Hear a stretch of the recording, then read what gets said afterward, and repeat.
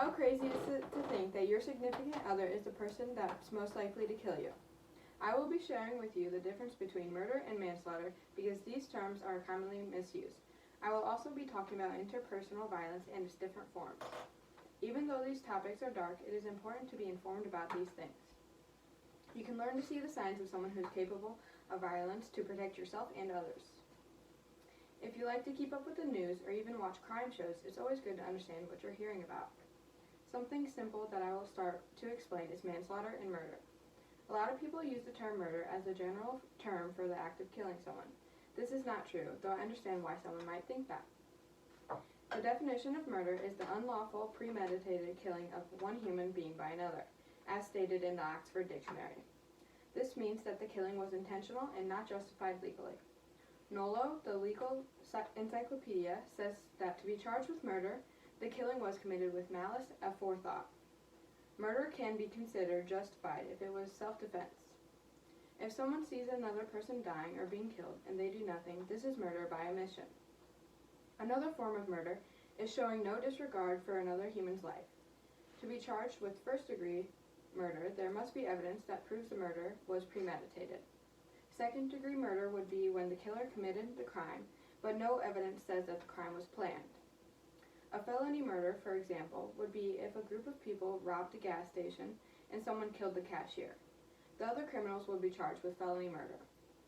Manslaughter is also the act of killing someone, but there are some differences. Manslaughter is defined as the crime of killing a human being without malice aforethought, or otherwise in circumstances not amounting to murder. Chicago criminal defense lawyer says, voluntary manslaughter in Illinois is killing an unborn child, accidentally or negligently. Involuntary manslaughter refers to homicide caused by acts of recklessness. Vehicular manslaughter is charged when the driver of a car had no intent to kill. For example, this would apply to a drunk driver or someone that crashes while on their phone. As we all know, there are other forms of violence that don't always result in death. You don't hear many people talk about interpersonal violence. Domestic violence victims can sometimes feel too scared to talk about their abuse, in case no one believes them, because in most situations, their abuser gaslights them. Gaslighting is the act of making the victim question their reality. Abusers do this to gain power. The percentage of women homicide victims by intimate partners is 82%. Most women are killed by their partners due to jealousy, fear of abandonment, and also gender-related. The idea of a gender-related motive refers to being upset with someone for failing their duties assigned by stereotypes. The UNODC says that women bear the greatest burden in terms of intimate partner violence. Interpersonal violence is a pattern of behavior used to establish power and control over another person, as stated by Boston University. Abusive partners might control where you go, who you spend time with, get upset or jealous without reason, threaten you or insult you, and other things to control you. The signs may start to slowly show over time as you get more comfortable in the relationship. This is the abuser's way of trapping you. As time goes on, things might start to escalate from emotional and verbal to physical. About 1 in 3 teens are victims of abuse by an intimate partner. Interpersonal violence can also occur in families. About 1 in 7 children have dealt with abuse, mostly in the form of neglect. Children have to deal with the trauma for the rest of their lives. It is important to be aware of the signs of a violent person.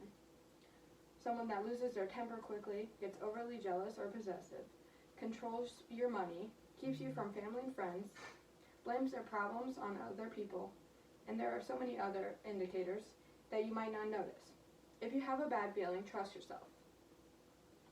I know I just threw a lot of information at you, but I hope you could keep up.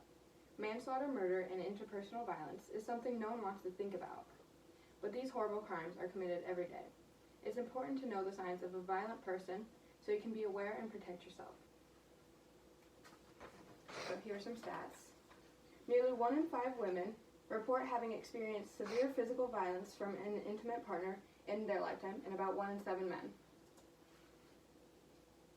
75% of American children are victims of neglect, 8% are sexually abused, and 17% are physically abused. More than half of women were victims of relatives or partners. That's 58%.